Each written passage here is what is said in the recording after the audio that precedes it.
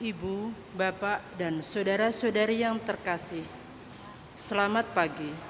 Selamat bergabung dengan misa live streaming perayaan Ekaristi hari ini di Gereja Santo Fransiskus de Sales, Palembang. Hari ini kita merayakan hari Minggu Advent kedua. Marilah kita bangkit berdiri dan mengawali perayaan Ekaristi pagi ini dengan bersama-sama berdoa. Dalam nama Bapa dan Putra dan Roh Kudus. Amin. Allah Bapa, Sang Gembala baik, begitu besar kasih-Mu akan dunia ini, sehingga Engkau mengaruniakan Putra-Mu yang tunggal untuk menebus dosa-dosa kami. Melalui misteri penjelmaan Putra-Mu, Sang Emmanuel, menjadi manusia, Engkau menjadi Allah yang mau hadir dekat dan tinggal di antara kami manusia untuk menyatakan kemuliaan-Mu yang abadi. Semoga masa penantian ini merupakan kesempatan merefleksikan peziarahan kami dan senantiasa bersyukur karena Engkau begitu mengasihi kami. Dalam penantian penuh syukur ini, kami ingin bertumbuh dan berkembang dalam kesederhanaan, kejujuran, rendah hati, dan hidup berbagi dalam semangat berbela rasa. Dengan demikian, kami akhirnya Engkau layakkan untuk ikut serta bersuka cita menyambut Natal, kelahiran Sang Emmanuel, penyelamat dunia. Bunda Maria, perawan tersuci pilihan Allah, doakanlah kami, semoga dengan teladan hidup-Mu yang setia sampai akhir mendampingi Sang Putra, ajarilah kami untuk setia pula bersaksi mewartakan kabar gembira, supaya damai sejahtera senantiasa hadir dalam keluarga, gereja, dan masyarakat yang sedang menghadapi masa-masa penuh perjuangan karena pandemi COVID-19 dan situasi negara yang tak menentu. Kepada-Mu ya Bunda, kami percayakan doa dan pengharapan kami. Demi Yesus Kristus, Putra-Mu terkasih, Tuhan dan pengantara kami. Amin. Dalam nama Bapa dan Putra dan Roh Kudus. Amin. Marilah kita bersama menyanyikan lagu pembukaan, Hanya Padamu Tuhan.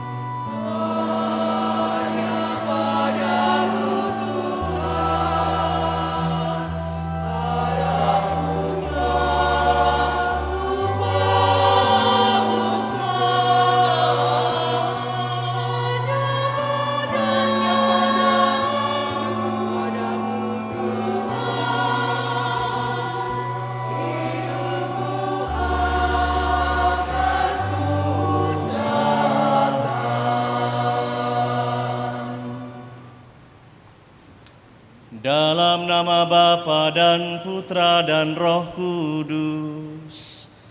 Amin. Rahmat Tuhan kita Yesus Kristus, cinta kasih Allah dan persekutuan Roh Kudus bersamamu.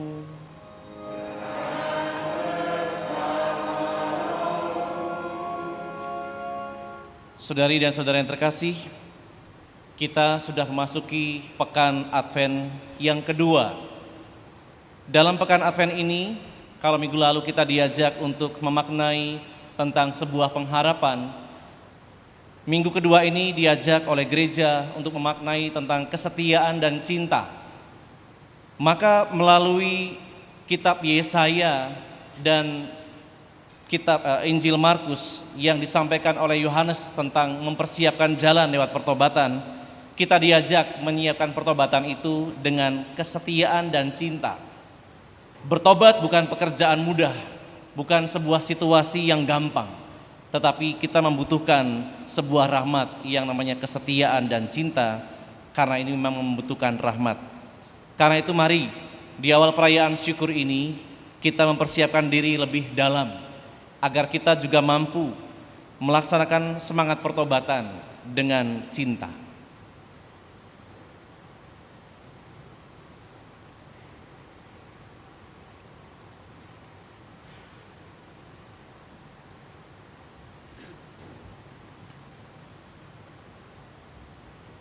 Tuhan Yesus Kristus, menjelang kedatangan-Mu, Nabi Yesaya berseru di padang gurun, ratakanlah jalan Tuhan, luruskanlah lorong-lorongnya.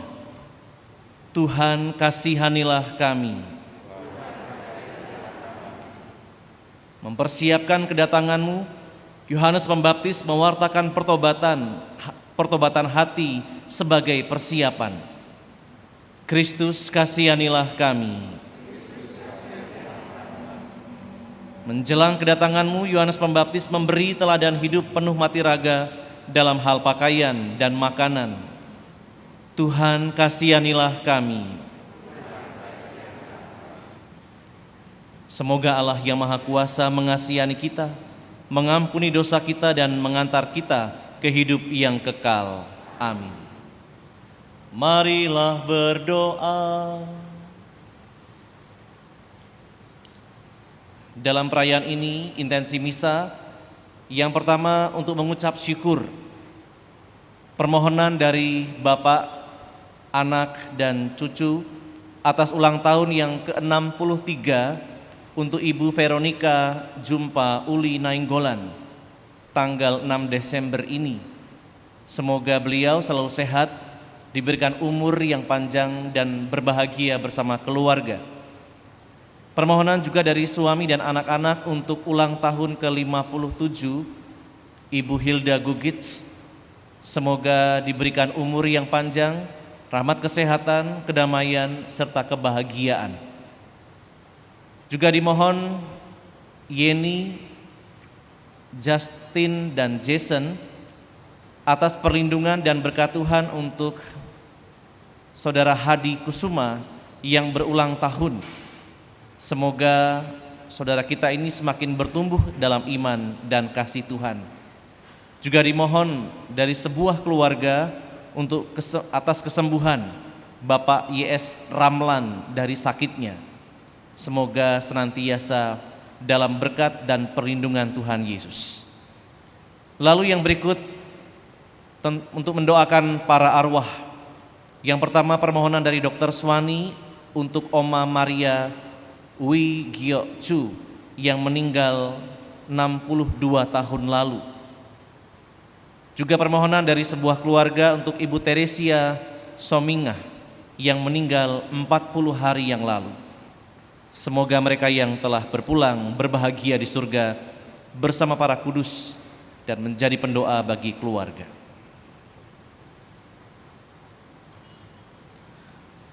Allah Bapa Maha Kasih, Engkau telah menaungi kami dengan roh-Mu. Semoga roh-Mu menyucikan jiwa, raga, dan roh kami, sehingga tetap terpelihara dengan baik sampai kedatangan Putra-Mu yang terkasih. Dialah Tuhan pengantara kami, yang bersama Dikau dalam persekutuan Roh Kudus, hidup dan berkuasa sepanjang segala masa. Amin.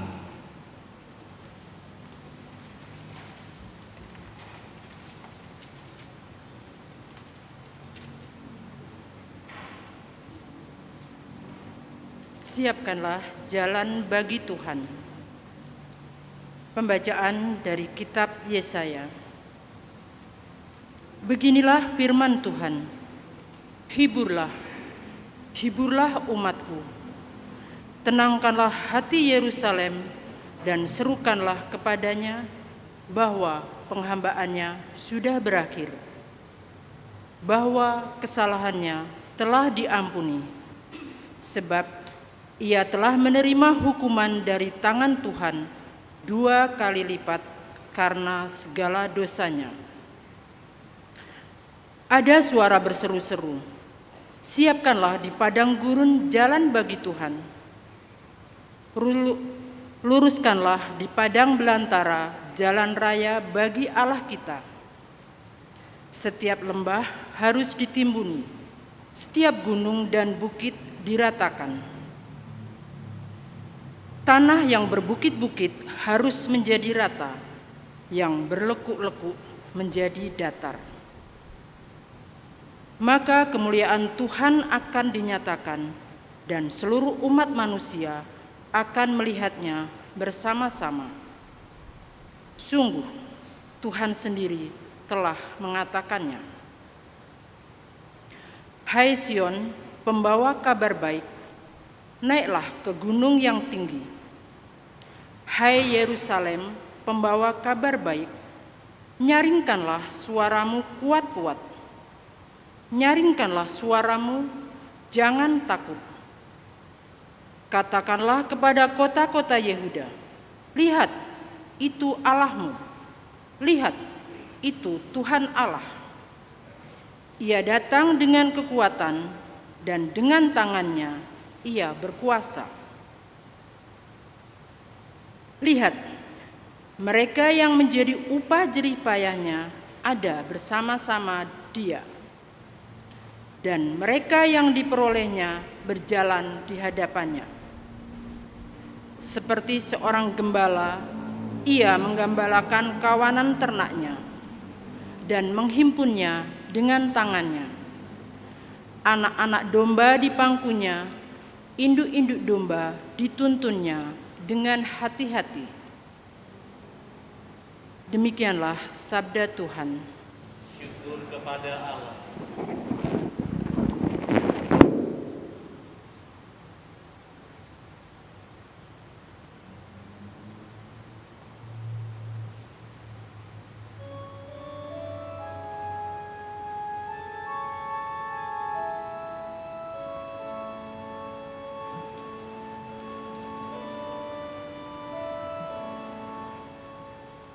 Perlihatkanlah kepada kami kasih setiamu, ya Tuhan.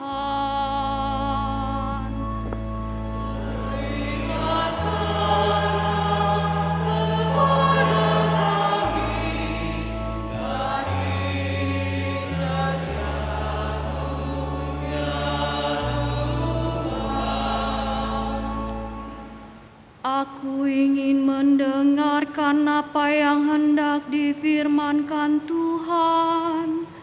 Bukankah Ia hendak berbicara tentang damai? Sungguh, keselamatan dari Tuhan dekat pada orang-orang yang bertakwa, dan kemuliaan-Nya diam di negeri kita. Perlihatkanlah kepada kami kasih setiamu, ya Tuhan. Kasih dan kesetiaan akan bertemu, keadilan dan damai sejahtera akan berpelukan. Kesetiaan akan tumbuh dari bumi, dan keadilan akan merunduk dari langit. Perlihatkanlah kepada kami kasih setiamu, ya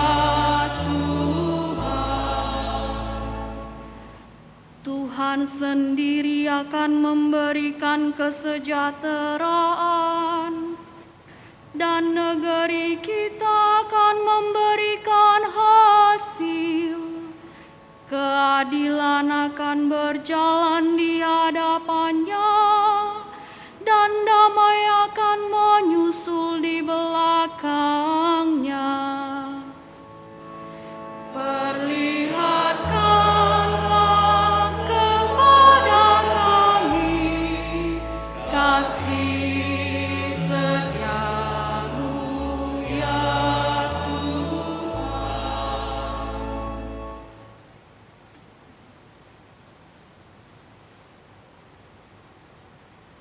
Kita menantikan langit dan bumi yang baru.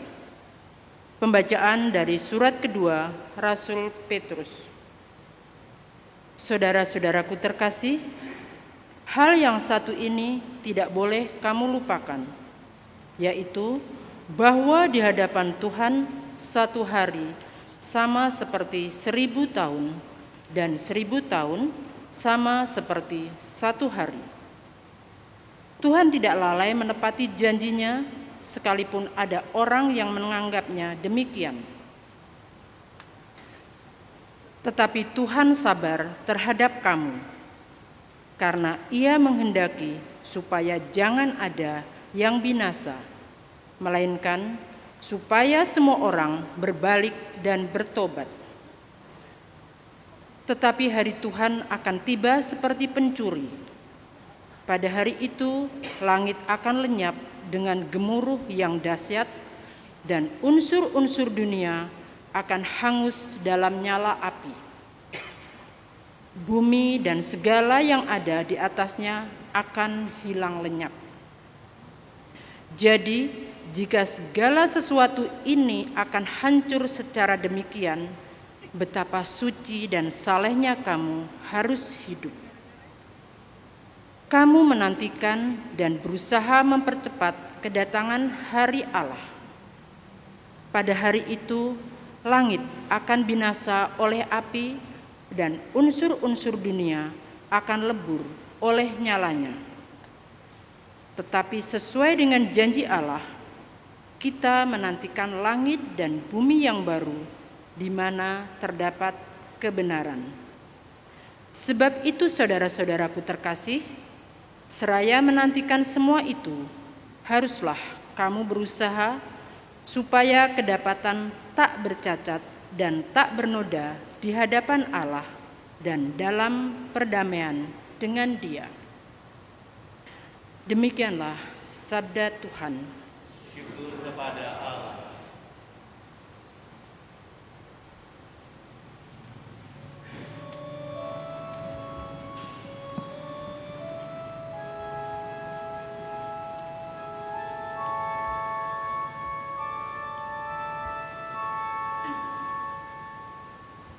Haleluya, haleluya,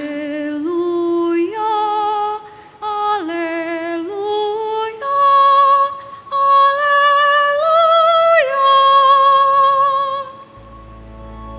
haleluya. Haleluya, haleluya,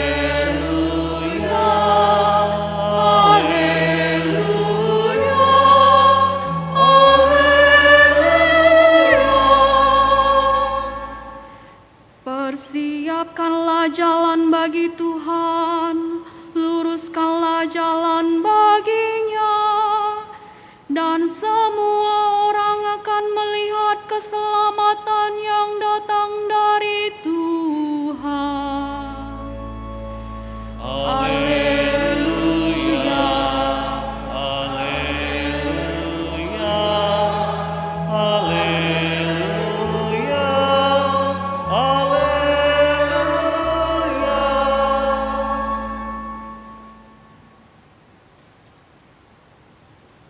Tuhan sertamu dan sertamu juga. Inilah Injil Yesus Kristus menurut Markus. Dimuliakanlah Tuhan. Inilah permulaan Injil tentang Yesus Kristus, Putra Allah. Seperti ada tertulis dalam kitab Nabi Yesaya, "Lihatlah, aku menyuruh utusanku mendahului engkau. Ia akan mempersiapkan jalan bagimu." Ada suara orang yang berseru-seru di padang gurun, "Persiapkanlah jalan untuk Tuhan, luruskanlah jalan baginya." Demikianlah Yohanes Pembaptis tampil di padang gurun dan memberitakan baptisan tobat untuk pengampunan dosa. Lalu berdatanganlah kepada Yohanes orang-orang dari seluruh daerah Yudea dan semua penduduk Yerusalem. Sambil mengaku dosanya, mereka dibaptis olehnya di Sungai Yordan. Yohanes memakai jubah bulu onta dan ikat pinggang kulit, makanannya belalang dan madu hutan. Inilah yang diberitakannya. Sesudah aku akan datang Dia yang lebih berkuasa daripada aku. Membungkuk dan membuka tali kasutnya pun aku tidak layak. Aku membaptis kamu dengan air, tetapi Dia akan membaptis kamu dengan Roh Kudus.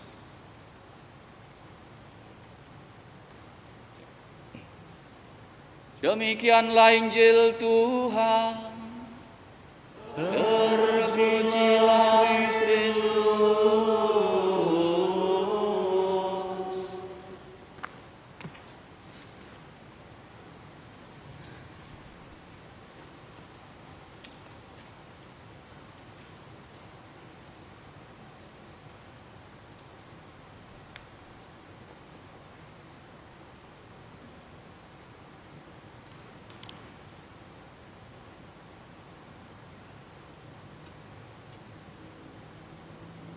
Saya percaya bahwa kita yang ada di sini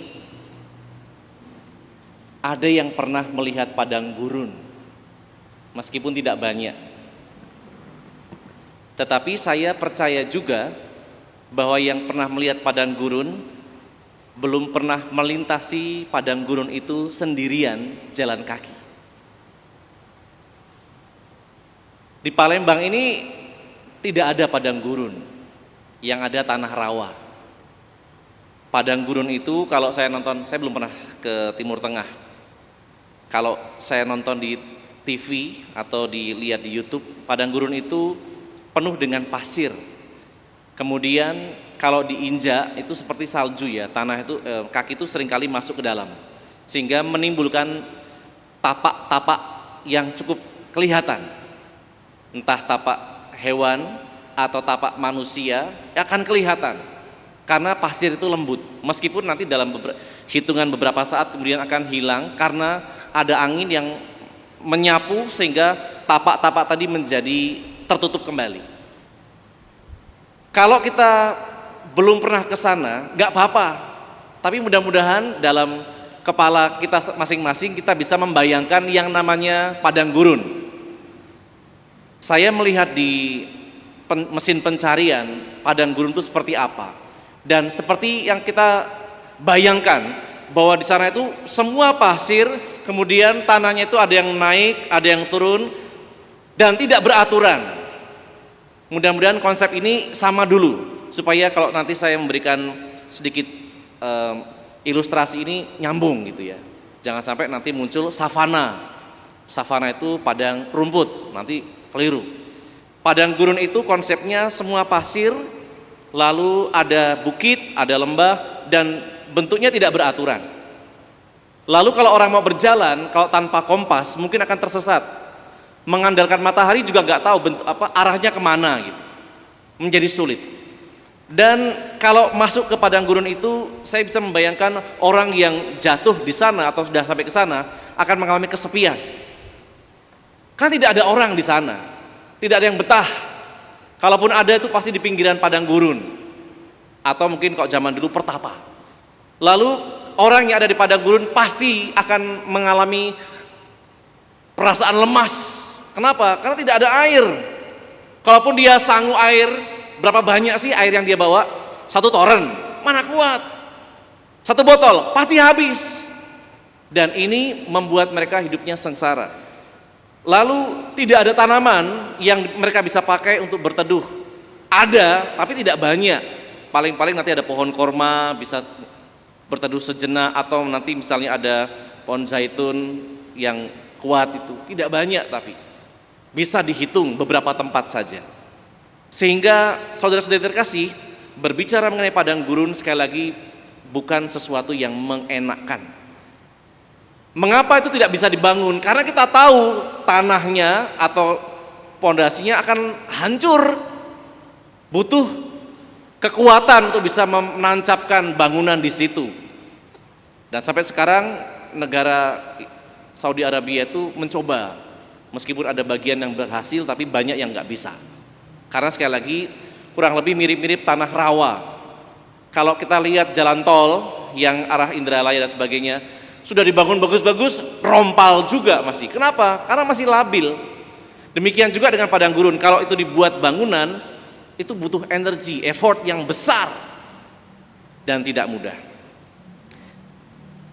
Kalau hari ini kita diajak oleh gereja kembali mengingat masa Advent yang kedua, tadi saya katakan di awal, ini dimaknai dengan tema kesetiaan dan cinta.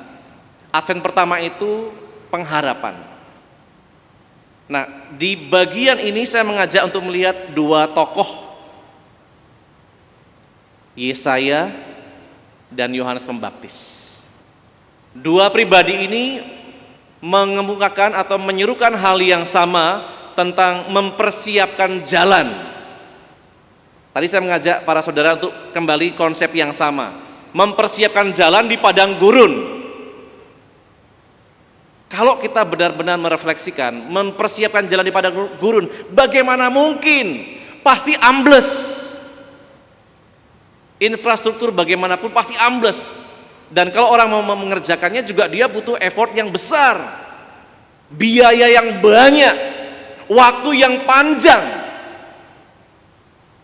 Artinya ini mau menggambarkan sebuah situasi hidup manusia yang nanti akan saya bawa untuk menjadi refleksi kita. Sekali lagi, Yesaya dan Yohanes Pembaptis mengajak kita persiapkanlah jalan bagi Tuhan. Dan jalan itu di padang gurun, tempat yang labil, tempat yang mungkin bagi manusia agak mustahil. Tetapi di sini kita mau diajak melihat mengapa justru kedua nabi ini mengajak kita mempersiapkan jalan di padang gurun, padang belantara itu. Saudara-saudari, tadi digambarkan dengan beberapa ungkapan. Siapkan jalan di padang gurun, luruskan padang belantara jalan. Luruskan jalan di padang belantara, maaf. Kalau memperhatikan dalam gambar di mesin pencarian, Bapak dan Ibu kalau pernah melihat, saya melihat kemarin sekilas beberapa. Kalau orang berjalan, meskipun dia berarak-arak gitu, pasti akan melenceng-melenceng, jalannya belok-belok. Karena apa? Cari yang enak. Maka tidak bisa lurus. Padahal Nabi ini mengajak kita atau mengajak bangsa Israel, luruskanlah. Tuhan mintanya jalannya lurus, bukan berkelok-kelok. Sedangkan orang yang berziarah maunya cari yang enak. Sudah kepanasan, suruh cari yang berat, mana mau. Tetapi dua nabi ini mengajak, tidak hanya bangsa Israel, mengajak kita, luruskanlah. Karena Tuhan mau jalan yang lurus. Mustahil, enak banget nyuruh-nyuruh lurus. Yang kerja yang susah, itulah tugas kita. Maka seringkali misalnya, kalau ada petinggi datang, wah sudah jelas sudah bagus ya, tapi dia mungkin tidak melihat bagaimana cara bawahannya bekerja, susah payah. Contoh misalnya, mungkin sebagian besar dari kita tidak tahu bagaimana perjuangan rekan-rekan kita yang di DPP besar itu ya, untuk mempersiapkan Natal. Mungkin tidak tahu. Taunya nanti tiba-tiba kita ngerayain Natal aja gitu ya. Kurang lebih seperti itu. Tidak tahu bagaimana berjibakunya rekan-rekan pelayanan di gereja. Umat taunya nanti datangnya, wah ada perayaan aja. Padahal susah payah. Tetapi sekali lagi, Tuhan juga maunya seperti itu. Tuhan maunya jalannya itu lurus.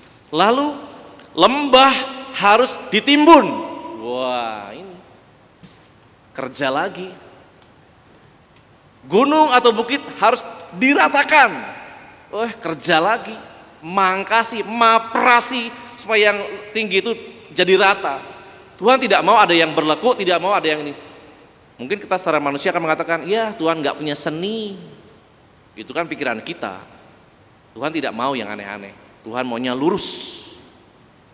Kemudian yang berlekuk-lekuk diratakan. Tuhan maunya itu seperti jalan tol yang lurus. Kalau tol Indonesia kan masih belok-belok gitu ya. Lurus tapi masih belok bisa. Tapi Tuhan maunya lurus dan lurus. Tidak ada jalan lain. Tuhan maunya lurus. Artinya ini situasi yang berat. Di padang gurun membuat jalan lurus, melawan alam karena pasir itu labil. Artinya orang yang mau mengerjakan itu harus sungguh-sungguh. Dan bisa terjadi orang menjadi mengeluh. Orang gila ini, nyuruh membuat bangunan, membuat jalan, membuat landasan di padang gurun. Aneh. Orang bisa saja menggerutu dalam hidupnya ketika harus menyiapkan jalan di padang gurun. Lalu orang akan mengatakan, ini mustahil ini pekerjaan buat infrastruktur atau membuat bangunan di padang gurun. Aneh memang ini, mustahil. Dan inilah yang menjadi bagian dari hidup kita. Seringkali kita merasakan rasa berat, kita merasakan rasa yang mustahil, dan kita bisa saja mengerjakan banyak hal dalam pengalaman hidup itu dengan bersungut-sungut. Inilah gambaran manusia. Jadi padang gurun itu sebenarnya bukan hanya soal dunia, tetapi soal hati kita. Kita yang merasa selalu berat dalam hidup, kita yang selalu merasa tidak masuk akal, kita yang selalu merasa bahwa ini pekerjaan membuat kita menjadi marah, menjadi kecewa. Tuhan tuh mau apa sih? Nah, inilah padang gurun hidup kita. Yang sebenarnya gambaran itu tidak hanya soal bentuk lahiriah padang gurun, tetapi juga mau menggambarkan hidup kita yang seperti padang gurun. Yang nampaknya bagi kita yang mengerjakan itu mustahil. Saudara-saudari yang terkasih, saya yakin kita semua di sini secara teori percaya pada Tuhan, secara teori. Tetapi secara praktek kita bisa saja menjadi ateis. Romo ini kejam, belum bilang ateis. Oke, begini maksud saya. Kita mengaku diri beragama Katolik. Kita percaya pada Tuhan Yesus. Tetapi sebenarnya kita juga mengaku bahwa Tuhan Yesus adalah jalan dan hidup kita. Tetapi ternyata dalam prakteknya hidup kita itu jauh dari kehendak Tuhan, dan bahkan kita tidak sungguh menunjukkan bahwa Tuhan itu ada dalam diri kita. Secara teori kita percaya bahwa Tuhan Yesus itu penyelamat kita, secara teori. Tetapi secara praksis bisa saja kita tergolong ateis. Maaf kok bahasanya agak tajam itu ya. Karena kita ke gereja, bisa saja ke gereja, tetapi sebenarnya kita tidak sungguh ke gereja hati kita. Saya pribadi itu rindu sebenarnya kalau umat dimanapun yang saya layani, Romo Elis layani itu, ketika, kalau Romo Elis kan kalau misalnya berkhotbah kan pasti bertanya, pasti gini, Romo Elis pasti bertanya. Kalau saya secara pribadi itu rindu kalau seandainya dalam perayaan bersama ini umat itu datang dengan hatinya. Kor membantu dengan nyanyian, kita juga ikut nyanyi. Tidak mengatakan kan ada yang kor. Atau ketika seorang imam atau Bapak Uskup mimpin perayaan di sini, Tuhan sertamu, umat dengan serta-merta dengan hatinya menjawab dan sertamu juga, sehingga suara di ruangan ini menjadi bergema, bergaung. Itu kerinduan saya, tapi kan masih proses ya. Artinya ini yang ingin saya katakan, saya percaya pada Tuhan Yesus, tapi saya tidak datang dengan hati saya kepada Tuhan. Nah, ini juga menjadi situasi padang gurun kita. Kalau sekarang saya tidak bisa melihat mulut Bapak dan Ibu karena memang harus tertutup gitu ya. Maka tidak tahu apakah ketika tadi Tuhan lektor atau pemazmur atau Romo Elis membacakan ini kita juga menjawab dengan baik. Perlihatkanlah. Jujur, apakah kita juga mengeluarkan suara? Mungkin menggerakkan bibir iya, tapi mengeluarkan suara. Ini juga menjadi pengalaman padang gurun. Orang yang percaya pada Tuhan, tapi dalam kehidupan tidak menunjukkan kasihnya kepada Tuhan. Itu baru dalam gereja, belum di luar. Nah, saudara-saudari terkasih, saya mau mengajak untuk merefleksikan minggu Advent kedua ini dengan memaknai kata luruskan jalan, ratakan gunung atau bukit, timbuni lembah. Saudara-saudari, luruskan jalan di padang belantara. Rasanya tuh sesuatu yang aneh atau mustahil. Nah, kalau saya mengajak untuk melihat dalam konteks yang lebih dekat dengan kita, luruskan jalan di padang belantara itu seperti mengubah sifat, kebiasaan, watak, karakter kita. Orang mengatakan, ya itu kan sudah kebiasaannya Romo, itu kan sudah karakternya Romo, sudah sudah wataknya Romo, susah dirubah Romo. Kita memang tidak bisa mengubah orang lain. Saya teringat sebuah kisah yang klasik yang kita juga pernah dengar. Dulu ada seorang pemimpin hebat. Ketika dia masih muda dia mengatakan, aku mau mengubah dunia.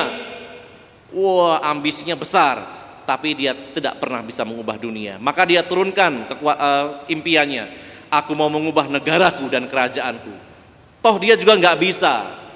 Lalu dia turunkan lagi, semakin tua makin dia turunkan, aku mau mengubah hidup keluargaku. Sampai akhirnya dia tua, baru dia menyadari, aku tidak bisa mengubah orang lain. Ketika dia tua, dia baru menjadi bijaksana. Aku hanya bisa mengubah diriku sendiri, mumpung belum terlambat. Nah, saudara-saudari yang terkasih, meluruskan jalan itu artinya mau mengubah sesuatu yang buruk menjadi lebih baik. Kita terkadang tidak menjadi sadar tentang situasi hidup kita. Kita merasa kita sudah baik-baik saja. Padahal ketika orang lain melihat kita masih berkelok-kelok. Yang kedua, ratakan gunung atau bukit. Sebenarnya ini merujuk kepada sikap dalam diri kita yang terkadang muncul, kesombongan atau kecongkaan. Kita merasa seringkali benar sehingga kita memandang orang lain salah. Kalau lagu Armada itu bilang begini, coba kau lihat dirimu dahulu sebelum kau nilai kurangnya diriku. Jadi seringkali kita melihat orang lain itu kurang, padahal sebenarnya kita juga banyak kekurangannya. Seringkali kita lebih mudah melihat kutu di sebelah lautan daripada gajah di depan mata. Maka kesombongan itu juga harus diratakan. Karena seringkali kita merasa diri sebagai pribadi yang benar dan orang lainlah penyebabnya. Dalam hidup rumah tangga misalnya, seringkali terjadi kisruh rumah tangga karena merasa bahwa suami atau istri merasa benar, pasangannya yang salah. Padahal bisa saja, misalnya contoh paling sederhana, perselingkuhan misalnya. Orang menjadi bisa berselingkuh, kenapa? Karena mungkin saja pasangannya tidak memberikan sesuatu yang membuat dia terkesan, sehingga akhirnya dia selingkuh. Pasangannya tidak bisa memberikan kenyamanan, maka mencari kenyamanan di tempat atau hati yang lain. Tetapi kemudian pasangannya merasa diselingkuhi, lalu menyalahkan pasangan yang berselingkuh. Padahal bisa saja kita juga punya andil di situ, tapi kita tidak mau tahu ya. Itu yang terjadi di banyak tempat. Nah, itu salah satu bagian dari kesombongan kita yang seringkali menganggap diri menjadi benar. Lalu timbuni lembah. Lembah itu tentu ke bawah. Ini gambaran tentang perasaan rendah diri yang berlebihan. Dalam bahasa psikologi, mindernya kelewatan.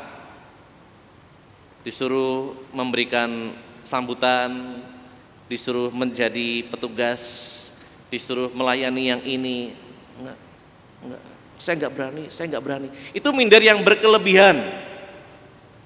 Maka saudara-saudara yang terkasih, menjadi pribadi yang ditimbuni itu nggak enak. Ditimbuni itu seperti ditambahin bebannya gitu ya, nggak enak. Atau juga perasaan kosong, misalnya sebagai orang Katolik, kita merasa kurang beriman atau kurang pengetahuan iman, sehingga ketika nanti dalam pertemuan lingkungan, kalau nanti COVID sudah selesai, mudah-mudahan tahun depan insya Allah, mudah-mudahan tuh ya. Ketika nanti orang diminta untuk sharing, perhatikan saja waktu sharing itu. Siapa yang mau sharing? Tidak ada. Hampir tidak ada kecuali pemandunya. Mengapa? Karena sebagian orang mengatakan tidak punya pengalaman. Padahal justru disinilah orang makin justru melihat dirinya di hadapan Tuhan dari pengalaman hidupnya, bukan dari teori. Pengalaman hidup itu mengajarkan kepada orang untuk melihat seberapa dalam dia mengenal Allah dalam kehidupan sehari-hari. Maka sekali lagi, justru menemukan Allah itu dalam pengalaman, bukan dalam bacaan saja. Saudara-saudari yang terkasih, gunung dipapras, kalau dia punya mulut dia akan mengatakan, "Adau, sakit." Kalau seandainya lembah itu punya suara, ketika dia ditimbun akan mengatakan, "Sakit, berat tahu," gitu. Tetapi itulah bagian dari pengalaman hidup kita. Kita diberi pendidikan oleh Tuhan untuk menjadi pribadi yang makin baik, tetapi dengan cara yang kadang-kadang menyakitkan. Ketemu dengan pasangan yang sudah mulai menyebalkan, ketemu dengan anak-anak yang sudah makin dewasa dan mulai susah diatur, ketemu dengan orang tua yang makin banyak proteksinya, saya nggak boleh ini, nggak boleh ini, nggak boleh itu. Mau pilih perguruan tinggi, udah di dalam aja, udah kamu nikah aja lah. Banyak situasi yang membuat kita menjadi berat, tetapi disinilah sekali lagi Tuhan mendidik kita. Kalau saya menggambarkan, kita tuh harus menyiapkan seperti landasan pacu atau landasan mendarat. Karena pesawat surga itu besarnya ampunilah. Kalau sebuah pesawat Boeing 747 atau Airbus mendarat di sebuah landasan yang kecil, pasti penumpangnya akan kacau. Tapi Boeing 747 atau pesawat Airbus, dia butuh landasan yang besar dan panjang. Nah, untuk mengerjakan landasan yang besar dan panjang itu butuh energi, butuh biaya. Kita juga, pesawat kerajaan surga itu besar. Atau kalau membuat bangunan kerajaan surga itu besarnya luar biasa, maka dia membutuhkan landasan atau dasar yang kuat, yang gak main-main. Maka kita juga dibentuk, kita dididik, kita dikerjakan oleh Tuhan dengan caranya, tentu menyakitkan. Tapi inilah bagian dari rencana Tuhan. Saudara-saudari, Tuhan mau jalan itu rata, Tuhan mau jalan itu lurus. Maka benarlah kata Tuhan, barang siapa meninggikan diri akan direndahkan. Barang siapa merendahkan diri akan ditinggikan. Maka Tuhan tidak mau ada yang tinggi, ada yang rendah. Tuhan maunya datar, lurus, supaya jalannya enak. Kita diajak untuk setia, menerima pendidikan Tuhan. Kita diajak untuk mengerjakan segala sesuatu yang Tuhan kendati berat itu dengan cinta. Maka di Advent kedua ini kita diajak untuk memaknai situasi pengalaman hidup kita dengan kesetiaan dan cinta. Orang yang penuh cinta, dia berusaha untuk mengalahkan gerutunya, kecewanya, kemarahannya. Itu cinta. Kalau kita masih punya kemarahan, dendam, berarti kita cintanya masih belum besar. Nah, karena kita tahu kita belum besar, kita diajak untuk terus belajar. Kalau kita masih punya hal-hal negatif, kita diajak oleh Tuhan, karena masih ada kesempatan memperbaiki, membuat landasan yang kuat, panjang, artinya butuh waktu, dan kuat. Maka harus ditempa dengan berbagai macam pengalaman-pengalaman hidup. Mari bersama-sama kita menyiapkan diri kita, karena Tuhan itu agung. Dia tidak sebesar kepala kita. Kita itu hanya debu aja nggak nyampe di hadapan Tuhan. Maka dia membutuhkan kita disiapkan. Maka dalam doa bulan November kita juga disadarkan, sebelum masuk dalam kerajaan surga kita selalu akan dibersihkan sampai murni. Kalau di bumi ini belum kelar, nanti di purgatori sampai murni. Maka butuh landasan yang panjang, butuh dasar yang kuat supaya kita nanti kelak diizinkan oleh Tuhan memasuki kerajaannya. Tuhan memberkati.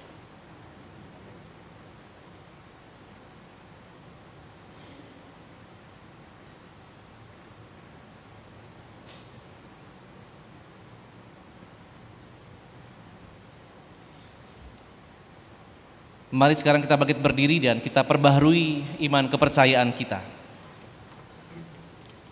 Aku percaya akan Allah, Bapa yang Maha Kuasa, pencipta langit dan bumi, dan akan Yesus Kristus, putranya yang tunggal Tuhan kita, yang dikandung dari Roh Kudus, dilahirkan oleh perawan Maria, yang menderita sengsara dalam pemerintahan Pontius Pilatus, disalibkan, wafat dan dimakamkan, yang turun ke tempat penantian, pada hari ketiga bangkit dari antara orang mati, yang naik ke surga, duduk di sebelah kanan Allah Bapa yang Maha Kuasa.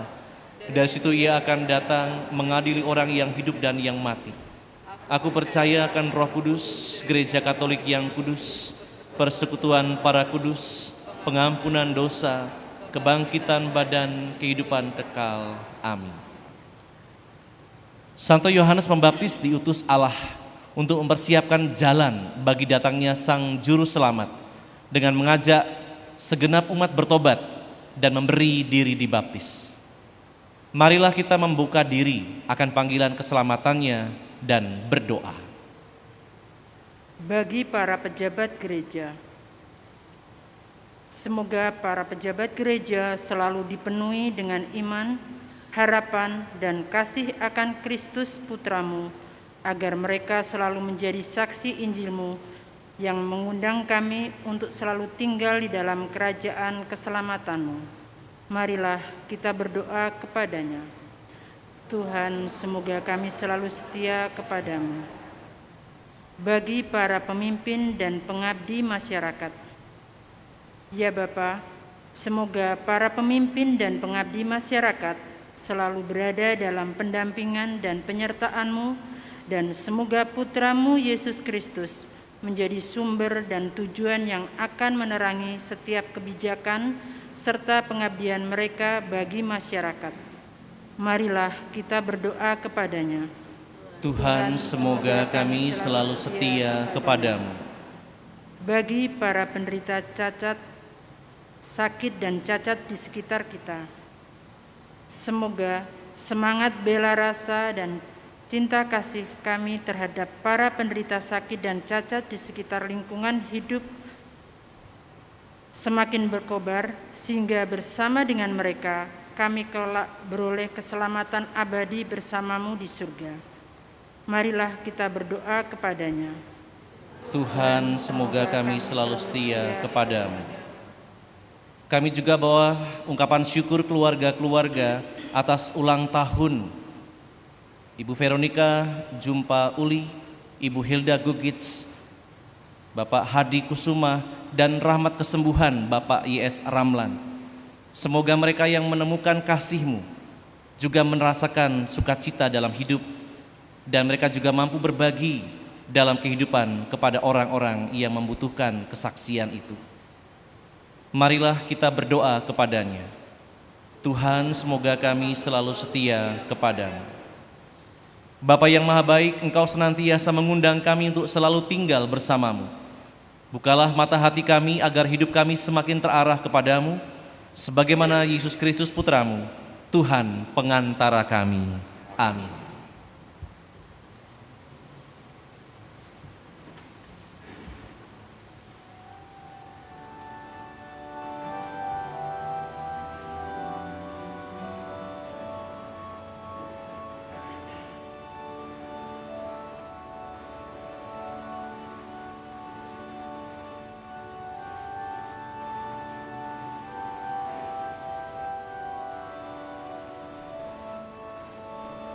Terpujilah Engkau Tuhan Allah semesta alam, sebab dari kemurahan-Mu kami menerima roti yang kami siapkan ini.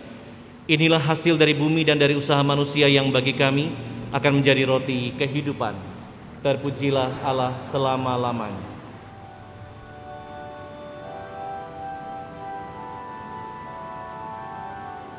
Terpujilah Engkau Tuhan Allah semesta alam, sebab dari kemurahan-Mu kami menerima anggur yang kami siapkan ini. Inilah hasil dari pohon anggur dan dari usaha manusia yang bagi kami akan menjadi minuman rohani. Terpujilah Allah selama-lamanya.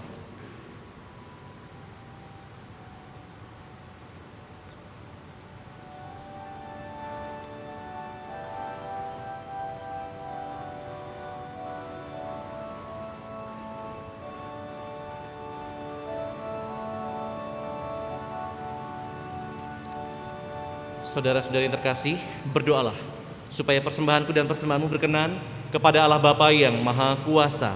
Semoga persembahan ini diterima demi kemuliaan Tuhan dan keselamatan kita serta seluruh umat Allah yang kudus. Bapa Maha Kudus, terimalah diri kami yang kami persembahkan kepadamu bersama dengan persembahan roti dan anggur ini. Jadikanlah kami saksi dan pewarta belas kasih-Mu seturut teladan Putra-Mu Yesus Kristus, Tuhan dan pengantara kami. Amin. Tuhan sertamu.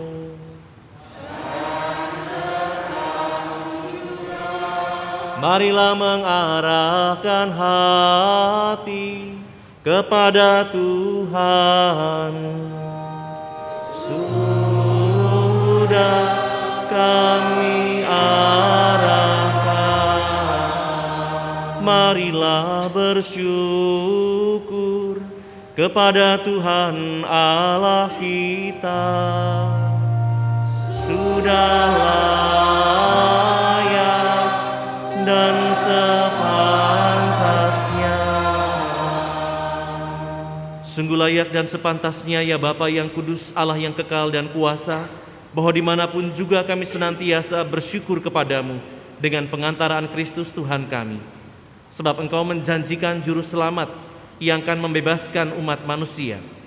Dialah Adam baru yang akan datang ke tengah kami untuk memulihkan persahabatan kami dengan Dikau yang telah dirusakkan oleh dosa Adam. Dialah juga yang akan menyempurnakan persahabatan itu dalam diri kami bila Ia datang kembali pada akhir zaman. Dari sebab itu sekalian ciptaan berbakti kepadamu. Semua orang yang sudah diselamatkan menghormati dan memuji Engkau. Bersama himpunan para kudus, kami pun menggabungkan suara dengan paduan para malaikat dan melambungkan pujian bagi kemuliaan-Mu dengan bernyanyi.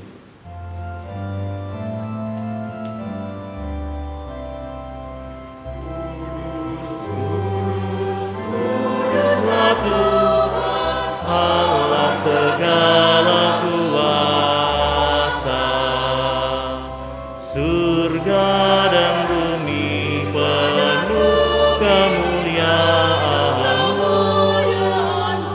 Terpujilah Engkau di surga, berkatilah yang datang dalam nama Tuhan.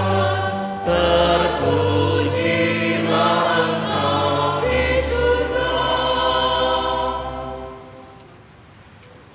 Sungguh kuduslah Engkau ya Allah. Sejak awal mula Engkau berusaha agar manusia menjadi kudus seperti Engkau sendiri kudus adanya. Kami mohon pandanglah persembahan umat-Mu ini dan curahkanlah kuasa Roh-Mu atasnya, agar persembahan ini menjadi tubuh dan darah Yesus Kristus. Dialah Putra-Mu yang terkasih, dan dalam Dia Engkau mengangkat kami menjadi anak-anak-Mu. Meskipun dulu kami tersesat dan tidak mampu mendekati Engkau, Engkau mengasihi kami dengan kasih yang tak terhingga. Yesus Putra-Mu, satu-satunya manusia yang benar, tidak menolak dipaku pada kayu salib untuk kami. Tetapi sebelum tangannya terentang antara langit dan bumi, Ia merayakan perjamuan Paskah bersama dengan murid-muridnya sebagai tanda perjanjian-Mu yang tak terhapuskan. Sementara makan bersama, Ia mengambil roti. Ia mengucap syukur dan memuji Dikau, memecah-mecahkan roti itu dan memberikannya kepada murid-muridnya seraya berkata, "Terimalah dan makanlah, inilah tubuhku yang diserahkan bagimu."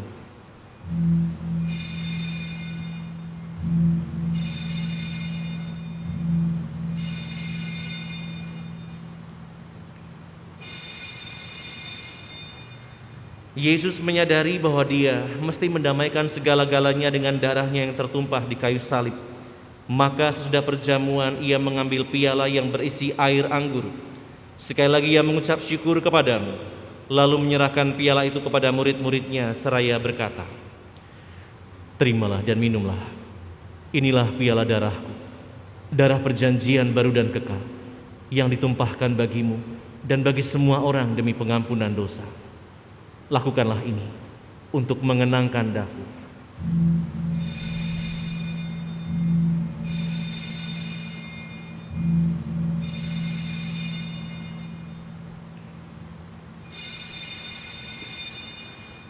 Agunglah misteri iman kita. Tuhan, Engkau telah wafat. Tuhan, sekarang Kau hidup. Engkau Sang Juru Selamat. Datanglah ya Yesus Tuhan. Allah yang setia dan berbelas kasih, sambil mengenangkan Yesus Kristus Putramu, kurban Paskah dan jaminan damai kami merayakan wafat dan kebangkitannya dari antara orang mati. Dan sambil menantikan kedatangannya yang membahagiakan, kami persembahkan kepadamu kurban yang memulihkan hubungan kami dengan Dikau. Ya Bapa yang Maha Murah, pandanglah dengan penuh kasih sayang semua orang yang Kau ikut sertakan dalam kurban Kristus ini. Semoga karena kekuatan Roh Kudus, semua yang ambil bagian dari roti dan piala yang satu ini dihimpun menjadi satu tubuh dalam Kristus dan dijauhkan dari setiap perpecahan. Sudilah menjaga kami agar senantiasa sehati sejiwa dengan Bapa Suci Fransiskus dan Bapa Uskup Agung kami Aloysius. Bantulah bersama-sama menyiapkan datangnya kerajaan-Mu sampai kami sendiri sebagai orang kudus di tengah para kudus menghadap Engkau di tahta surgawi bersama Santa Perawan Maria Bunda Allah, Santo Yusuf suaminya, para rasul serta semua orang kudus yang berbahagia, dan berkumpul kembali dengan semua saudara yang sudah mendahului kami, khususnya yang kami doakan hari ini, Oma Maria Aigyokju dan Ibu Teresia Sominga. Mereka kami serahkan kepada belas kasihan-Mu. Pada saat yang membahagiakan itu, sebagai manusia baru yang Kau bebaskan dari dosa, dengan penuh sukacita kami akan melambungkan pujian syukur Kristus yang hidup selama-lamanya. Dengan pengantaran Kristus bersama Dia dan dalam Dia, bagi-Mu Allah Bapa yang Maha Kuasa, dalam persekutuan dengan Roh Kudus, segala hormat dan kemuliaan sepanjang segala masa. Amin. Kita telah menerima Roh Kudus yang menjadikan kita anak-anak Allah. Maka dengan kuasa Roh Allah itu, kita berani berdoa.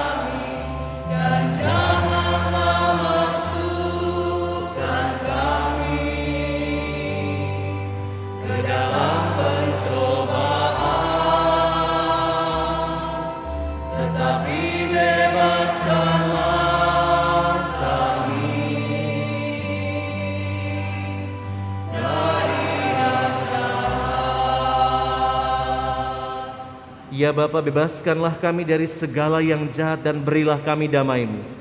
Kasihanilah dan bantulah kami supaya selalu bersih dari noda dosa dan terhindar dari segala gangguan, sehingga kami dapat hidup dengan tentram sambil mengharapkan kedatangan penyelamat kami, Yesus Kristus. Sebab Engkaulah Raja yang mulia dan berkuasa untuk selama-lamanya. Saudara-saudari yang terkasih, Tuhan senantiasa mengajak kita memasuki padang gurun kehidupan kita untuk mempersiapkan jalan baginya, agar dengan persiapan itu kita akan memperoleh damai yang sejati. Maka marilah bersama-sama kita berdoa.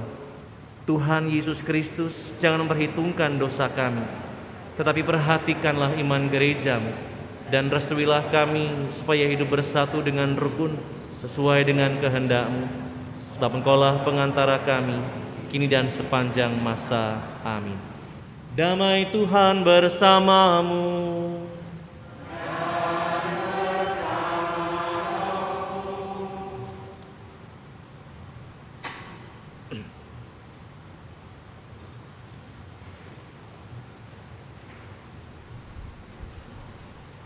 Anak domba Allah yang menghapus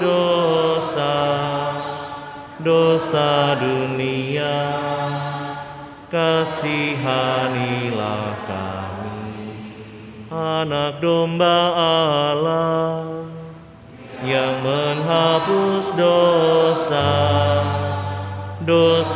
dunia, kasihanilah kami.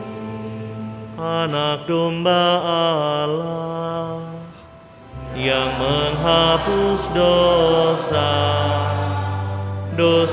dunia, berilah kami damai, berilah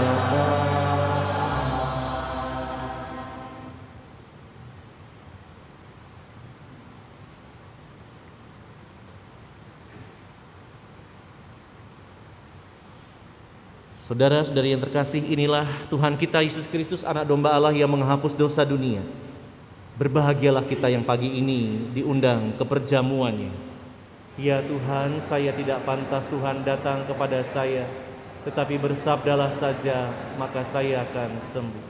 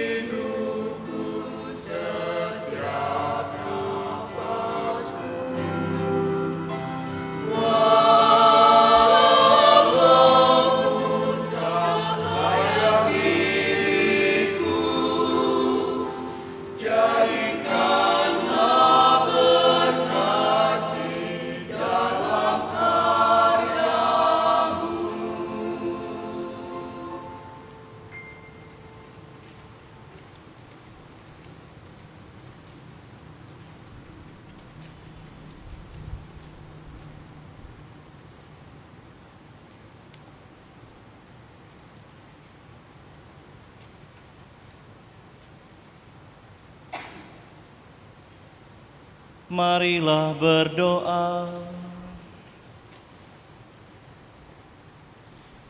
Allah Maha Setia, semoga rezeki surgawi yang telah kami terima senantiasa meneguhkan kami untuk mengusahakan cinta kasih, keadilan, kedamaian dan kesejahteraan di muka bumi ini, sambil terus mengharapkan kepenuhannya dalam kerajaan-Mu yang abadi di surga. Demi Kristus Tuhan dan pengantara kami. Amin.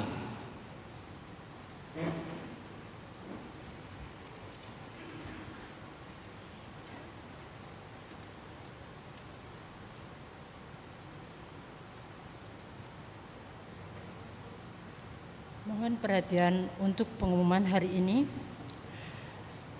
Hari Selasa, tanggal 8 Desember, merupakan Hari Raya Santa Perawan Maria dikandung tanpa noda. Misa harian dilaksanakan jam 6:30 malam di Kapel Santo Yosef. Akan ada aksi sosial bagi keluarga prasejahtera di paroki kita berupa paket Natal. Paket akan didistribusikan pada tanggal 14 sampai dengan tanggal 18 Desember yang akan datang. Untuk informasi lebih lengkap dapat dibaca di Gema San Frades. Umat yang akan mengikuti misa di gereja diharapkan untuk membiasakan diri memberikan informasi pribadi dengan mengisi self-assessment. Informasi mengenai self-assessment sendiri silahkan bertanya pada pengurus lingkungan masing-masing. Saudara-saudari yang terkasih, selamat menikmati hari libur bersama keluarga. Selamat pagi. Ibu Bapak, saudara-saudari terkasih, terima kasih atas kehadirannya dalam perayaan ini, khususnya untuk wilayah Matius. Meskipun yang lain juga ada, tapi secara khusus karena kesempatan ini untuk wilayah Matius dan petugasnya juga dari Matius, terima kasih. Rektor, Pemasmur, Prodiakon, terima kasih. Dan teman-teman dalam Satgas dan Dewan. Sedikit tambahan pengumuman. Yang pertama berkaitan dengan misa yang kita adakan memang dalam tatanan yang baru, maka saya sebagai pastor paroki memang harus mengingatkan karena ini per wilayah. Saat ini per wilayah lebih dahulu untuk melihat kapasitas gereja kita dan kemampuan rekan-rekan kita dalam melayani supaya nanti terbiasa. Sambil harapannya tidak hanya kami yang memberikan pelayanan, tetapi juga umat Allah yang hadir mau terlibat. Maka tolong juga memperhatikan bagaimana teman-teman yang saat ini sebagai satuan tugas untuk tatanan perayaan yang baru, umat Allah yang lain juga diharapkan mengamati. Karena kita akan bekerja bersama-sama, tidak hanya dilayani saja, tapi satu saat kita pun harus memberikan diri kita dalam pelayanan. Itu yang pertama. Lalu yang kedua berkaitan dengan perayaan Natal. Waktu itu sudah selama kurang lebih 1 minggu diberikan informasi kepada pengurus lingkungan untuk kemudian disampaikan kepada warga yang ada di lingkungan tentang misa malam Natal dan Natal pagi. Sampai sekarang sudah terkumpul hampir 400-an. Artinya sudah mendekati kapasitas yang sedang ditarget. Maka kalau nanti masih ada mau menambah ya kita nanti akan berhitung. Karena sekali lagi dengan kerendahan hati dan sangat hormat tidak akan bisa semua ditampung. Kita melihat kapasitas baik di atas maupun di bawah, maka memang pertama prioritasnya adalah warga paroki. Prioritas. Maka bagi yang belum assessment atau belum tanda kutip mendaftar melalui self assessment itu untuk memilih misa perayaan mana yang akan diikuti, silahkan memasukkan. Nanti kalau tiba-tiba sudah penuh, artinya mohon maaf itulah kapasitas yang tersedia sudah tak memadai. Maunya kita itu menampung semua karena itu perayaan Natal, tetapi karena kita sedang dalam situasi yang berbeda, maka mau tidak mau dengan segala kerendahan hati kami harus tetap mau mengatakan pembatasan. Maka sekali lagi ini yang harus disampaikan. Lalu bagi yang nanti akan sudah mendaftar dan sudah memasuki, mohon jangan lupa untuk membiasakan diri. Masker sudah terlihat dipakai, terima kasih. Lalu hand sanitizer, kalau seandainya punya yang pribadi itu jauh lebih baik, karena itu akan menjadi kenyamanan. Maka hand sanitizer kalau ada yang punya, pakai saja secara pribadi. Meskipun gereja tetap akan menyiapkan untuk perayaan ini, tapi kalau ada yang pribadi akan jauh lebih membuat nyaman yang bersangkutan. Lalu yang berikutnya, hari Selasa adalah hari raya Bunda Maria dikandung tanpa noda. Menurut 5 perintah gereja, kalau masih ada yang ingat dan mudah-mudahan ingat, salah satu nomor dari 5 perintah gereja adalah rayakanlah hari raya yang disamakan dengan hari Minggu. Kalau pesta santo-santa tertentu kita tidak bisa datang, mungkin masih bisa dimengerti karena pesta, meskipun itu sudah tingkatannya nomor 2. Tetapi kalau hari raya itu sama dengan hari Minggu, itu perayaan iman.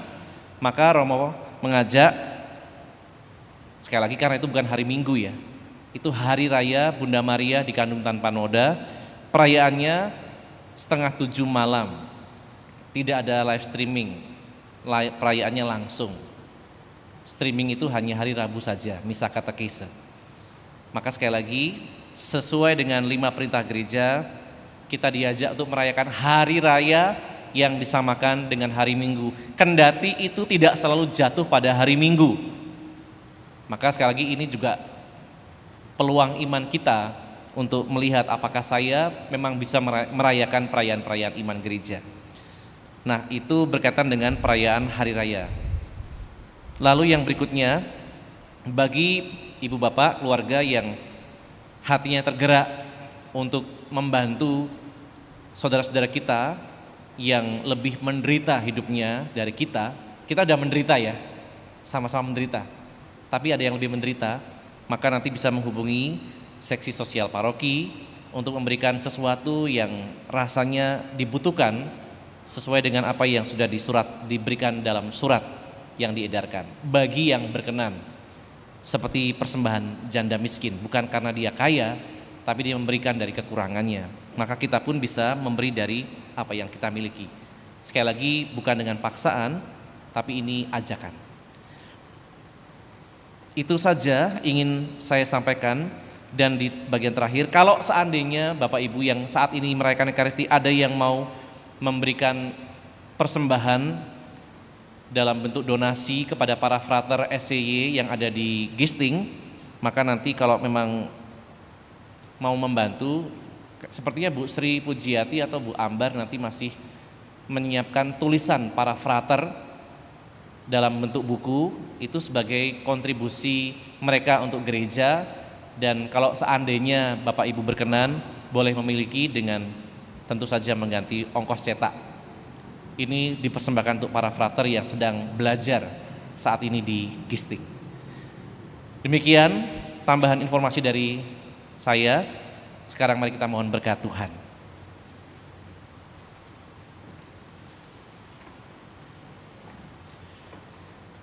Tuhan sertamu dan sertamu juga. Saudari-saudara sekalian bersama keluarga dan komunitas senantiasa dilimpahi berkat Allah yang Maha Kuasa, Bapa dan Putra dan Roh Kudus. Amin. Perayaan Ekaristi Advent kedua telah selesai. Syukur kepada Allah. Pergilah kita diutus. Amin.